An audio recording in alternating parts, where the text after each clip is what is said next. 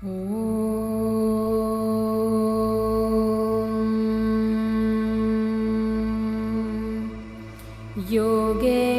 चित्तस्य पदेन वाचां मलं शरीरस्य च वैद्यकेन योपाकरोतं प्रवरं मुनीनां पतञ्जलिं प्राञ्जलिरानतोऽस्मि। आबाहुपुरुषाकारं शङ्खचक्रासिधारिणं सहस्रशिरसं श्वेतं प्रणमामि पतञ्जलिम्।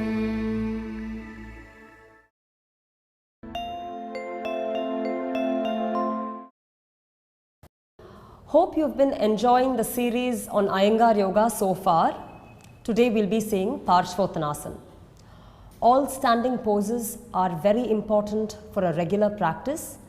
Of course, as you know, there are several poses in yoga, but standing poses is the point where you can make several adjustments, be aware of the adjustments, feel how the adjustments work, and this alone delivers enormous strength to the legs as well as the spine, both of which are very important. Today we'll be seeing Parsvotanasana, which is an asana in the Paschima Prathanasthiti. By Paschima Prathanasthiti, we mean bending forward from a standing pose.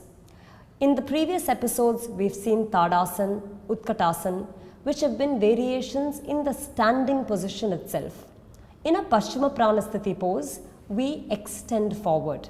Parsvotanasana is very beneficial to the paraspinal muscles, the quadricep, the hamstring, the calf muscle, and it delivers great mental alertness.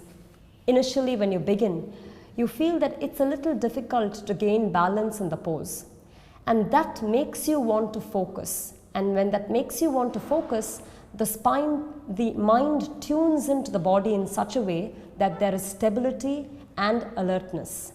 So let's begin our practice of Parsvotanasana today.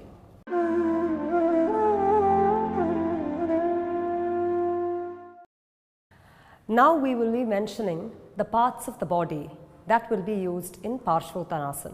It is very imperative that we pay acute attention to the parts of the body that are being addressed. In Tadasana,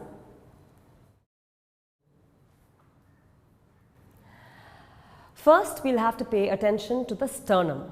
The sternum, that is a bone that is in the center of the chest. From the base of the breast all the way towards the notch of the collarbone is the sternum. It is the bone connecting the two sides of the rib cage, the central bone. The next part that we'll be seeing is the sides of the body. So the practitioner will turn to the side. The arms are going to be lifted up to show you, connecting the outer hip to the outer armpit. The outer armpit goes through the bottom floating rib and then comes through the side of the hip. This is the side of the body that we must pay attention to. The next is the back ribs. The entire back of the rib cage, if it stoops backward, it will compress the chest region. So the back rib cage must be pulled in, by which the sternum is sharply raised up to make sure that the hunch of the body is addressed and removed. Next, turning forward, we will look at the parts of the leg. The bone inside the thigh is called the femur bone, and that is important, the femur bone. When it comes to the foot, there are some important portions. One is the heel bone. To show the heel bone, I'm going to ask the practitioner to turn. Here is the sole of a person's foot. Within that, this portion marks the heel. In that, if you touch various parts of the heel, there are areas which nicely bounce. There is a good bounce inside. But towards the back middle heel, there is an area which is slightly resistant. This is bouncy, and here this is slightly resistant. There is the heel bone. We'll have to mark the area of the heel bone for this pose. The next is the arch of the foot. Normally, when a person stands, it's common to collapse the arch. The arch tends to be collapsed like this. We'll have to make sure that this arch is nicely lifted up. There should be a formation of this arch that is nicely lifted, not dropped, lifted. The next part of the foot that we will use is the outer heel. This is the entire circumference of the heel. Within that part of the heel which is on the side of the little toe is the outer heel. Outer heel in line with the little toe.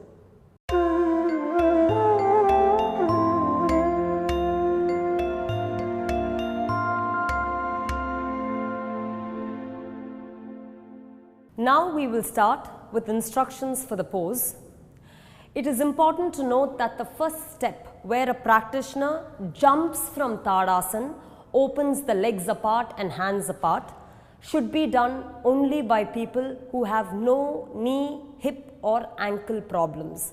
No problems either with the lower spine or the entire span of the leg. Assuming that the entire length of the leg is healthy, from Tadasana, you take your hand up to your chest, making sure the sides of the body are crisply lifted, the center of the sternum is nice and tall, and then in a swift jump, you open your legs and hands apart. In Vimanasana, making sure that the hands are wide apart, from the sternum you will have to lengthen all the way until the fingertips, knees and thighs back, top buttock muscle cutting down, sharp raise at the sides of the chest. You take your hands on your waist. Turn your right foot out completely.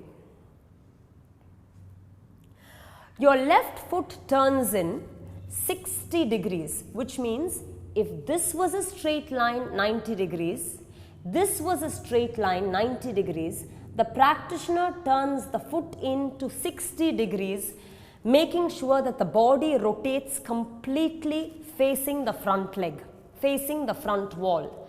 We have to make sure that just like the sides of the face are in one line, the shoulder must be in one line, the floating rib must be in one line, and both sides of the outer hip must definitely be in one line.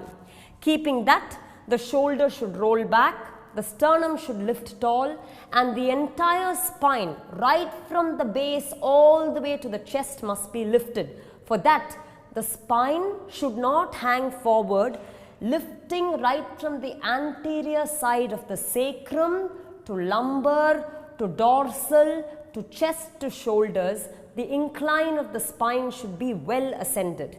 Maintaining a lifted chest, you have to go with the chest leading forward, head back. Chest leading forward, head back until the body is parallel to the ground. The part that we mentioned, back rib, should be firmly inside and the sternum should reach forward. From there, the student releases the hand to the ground, wrist in line with the shoulder. This is the first position we assume, called concave back Parsvotanasana. We have to make sure that this pose is practiced very well for a long period of time before the full pose, that is with the head touching the shin, is approached. This pose should make sure that the hamstrings are well extended. The hip is rotated in one line. The back ribs are sharply in, removing any trace of the hunch. Sternum should pull forward and the chin should be nicely extended, eyes looking forward, not downward. From here, you come back up with your hands on your waist. Turn your right foot in. Jump, once again hands by the side in Tadasana. Now we will be moving to the full pose. As said before, it is very important to practice the halfway pose in the concave back position to make sure the back, the calf muscles, the paraspinal muscles are well accustomed before attempting the full pose. Starting the full pose, in Tadasana, take your hands in front of your chest, Sides of the body well lifted, sternum lifted. As shown before, the femur bone should be back. The weight should be on the heel bone, but all parts of the foot should be firmly touching the floor equally between both legs. Jump, open the leg apart. Turn the right foot completely out. Left foot into a 60 degree, and then raising the chest up, keeping the entire anterior surface of the spine lifted, the hand is taken up to Urdhva Hastasana. In Urdhva Hastasana, because it moves from Vimanasana, the spreaded chest should now be well lifted.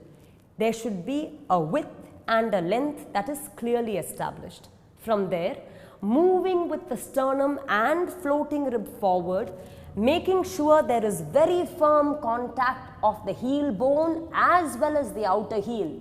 The outer heel must not come up. Pressing on the outer heel, you have to lengthen the sides of the body forward, lengthen the sternum forward, and then take the hands down by the sides of the leg. Lengthening your chest, you will have to make your head touch or rest on the shin.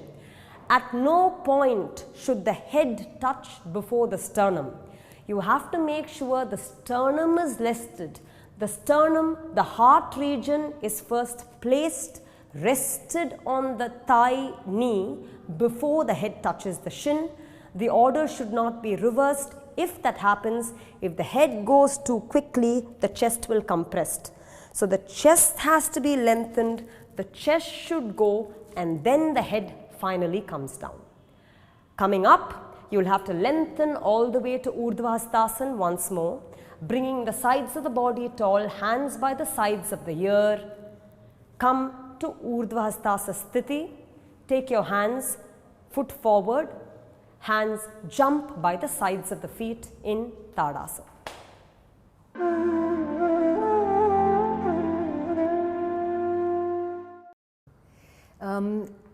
In this standing position, if one is unable to bring one's hip into one line, how does one correct that? So you will start once again with your legs apart, 3.5, 4 feet, hands on your waist, and turn to the position that you're referring to, where your foot is turned out and you're standing. See, you're talking about the misalignment where this hip is back and that hip is forward. Is that right?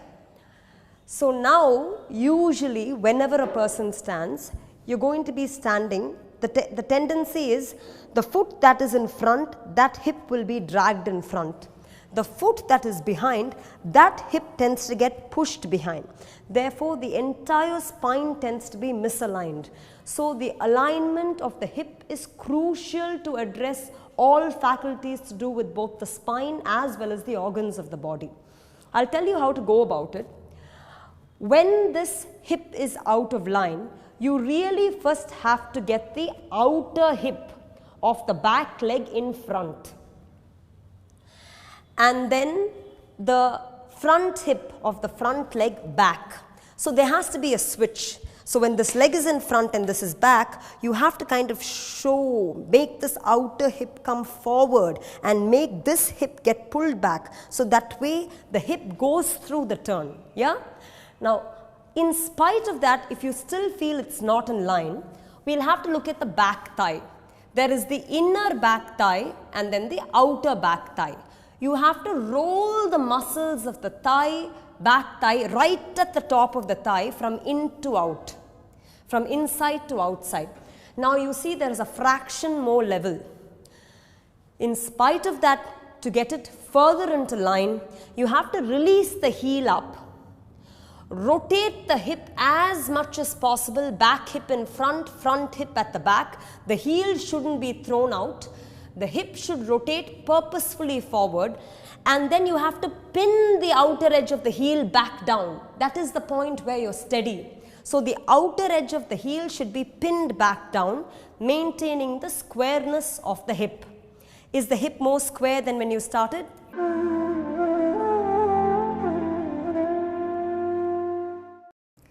In the concave back position you talked about, I feel as though I still have a slight hunch in the dorsal.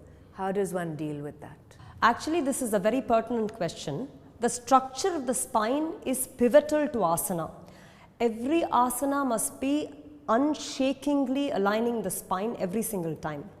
You see, usually in the spine, the shape of the spine itself is such that there is a hunch here. Okay, and then as far as the lumbar spine, that is the lower back spine is concerned, there is a tendency for it to be pushed forward. I will address both of them. We will go to the first one. When you have a hunched position, the back ribs project out. This collapses the chest down and compresses the diaphragm and respiratory region, both of which are not acceptable or healthy. You have to pull the back ribs in, rolling the shoulders back and raising the sternum up to counter that natural pressure on the spine on a hunched spine. The other thing as far as the lumbar is concerned, the tendency is to push the thigh forward and hang that lumbar. I'll show you the difference. Usually in a long lumbar spine, there will be immense space on the back end of the spine. But when you hang the thigh forward, this gets compressed. The back of the lumbar gets squished and the abdomen swells. This causes a root compression, a compression of the spine itself, which must be reversed. That's why we say the top buttock muscle should be down, and that takes the abdomen towards the spine, keeping the lumbar long. This should be there in all poses. Now I'll show you what to do with the concave back. So you're turning, just like what you felt, put your hand on the ground.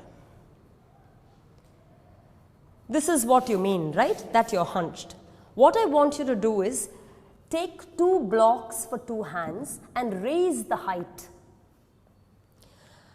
Adjust the hips in one line. When you raise the height up, you pull the level of the spine a little up. Keeping it up doesn't compress or doesn't crash the spine in the first place. With this, you see, naturally it addresses or removes the hunch to a great deal.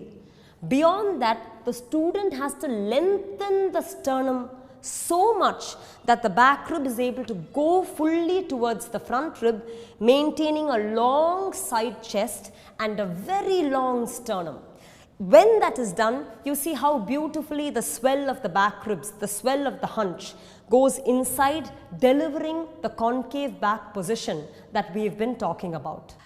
Additionally, using blocks also releases the hamstring for people where the hamstring is tight, and also for people where the back is still not a very strong back, where the paraspinal muscles are still not very strong. It gives you a chance to work with both the flexibility or the stretching of the hamstring and the conditioning of the paraspinal muscles as well as the chest. That's the reason we said that the concave back position is a very important step in Parsvotanasana. So if you have a tendency where your back hunches while going into Parsvotanasana, then first you take the bricks at their tallest level. Holding the bricks at the tallest level, you have to scoop the back ribs in, elongate the side of the body and the chest forward. You have to train yourself to be in this position for a long time, many attempts over several weeks before you move into the next position where the brick is lowered by 1 level.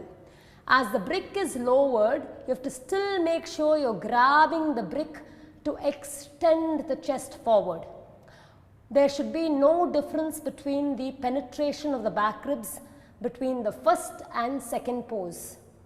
Once this is done, then you're ready to remove the bricks and go into concave back position with the hands cup shaped.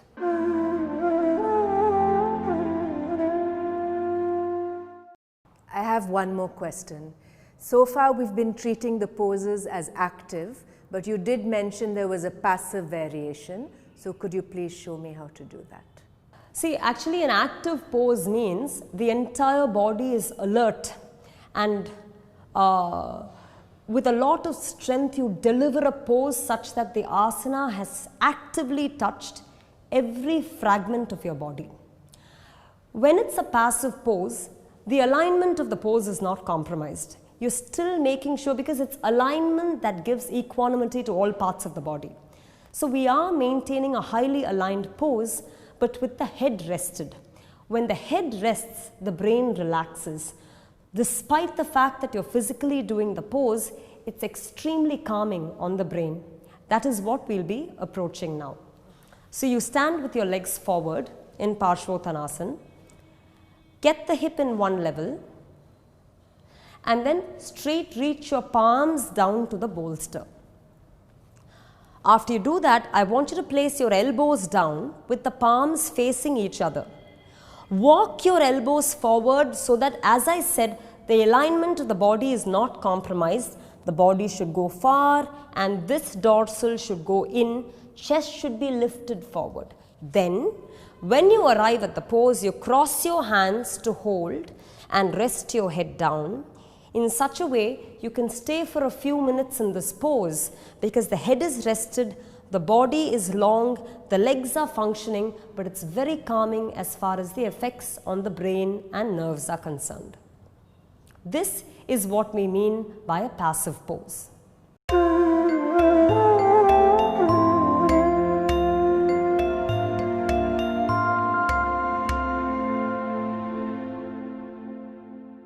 We thus saw how Parsvotanasana needs to be done. Parsvotanasana was taught in two positions, the concave back position as well as the full position.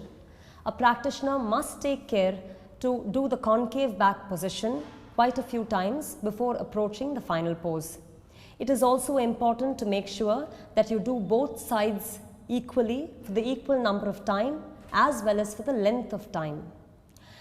Parsvotanasana in the full pose is not easy to deliver right at the first shot. We saw how props may be used to adjust the hip to make the chest as well as the spine fully functional. Therefore, props help a practitioner do things which he or she by himself may find difficult to overcome. Initially, when a beginner starts practicing Parsvotanasana, you needn't worry about spending too long in the pose. You touch and go. But as time progresses, you want to spend more time moving from 10 seconds to 20 seconds to 30 seconds, possibly a minute, where you're using the time to make sure that all the adjustments to all parts of the body is felt and deliberately done. We'll now look at some of the benefits of Parsvotanasana.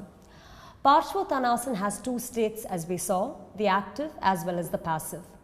In the active state, because you're turning, rotating the hip, it delivers joint mobility to all parts of the lower trunk of the body, namely the hip, knee and the ankle.